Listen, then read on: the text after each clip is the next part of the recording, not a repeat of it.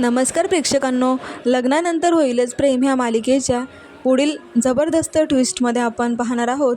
काव्या आता झोपलेली असते शांत आणि पार्थ तर तिला एकटक पाहतो आणि म्हणत असतो की काव्या, आपण वैतागून कोर्टाची पायरी चढलो, पण शहाण्या माणसाने कोर्टाची पायरी नाही तर मैत्रीची पायरी चढायला पाहिजे आणि ती पायरी चढायला मी तयार आहे.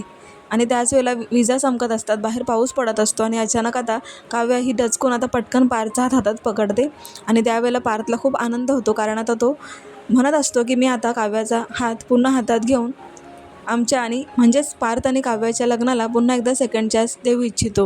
आणि त्याच वेळेला काव्या पार्थचा हात पकडते आणि तो म्हणतो की मला तर उत्तर मिळालं आहे. तो खूप हसतो आणि म्हणतो की आता खरंच मी माझ्या आणि काव्याच्या लग्नाला पुन्हा एकदा सेकंड चान्स देणार आहे. प्रेक्षकांनो, असा जबरदस्त ट्विस्ट आला आहे. पार्थने पुन्हा मोह केलं आहे आणि आता काव्य आणि पार्थ हे एकाच ट्रॅकवर आपल्याला दिसणार आहेत, कारण त्यांच्या ह्या मैत्रीच्या प्रवासाला तर सुरुवात होणारच आहे.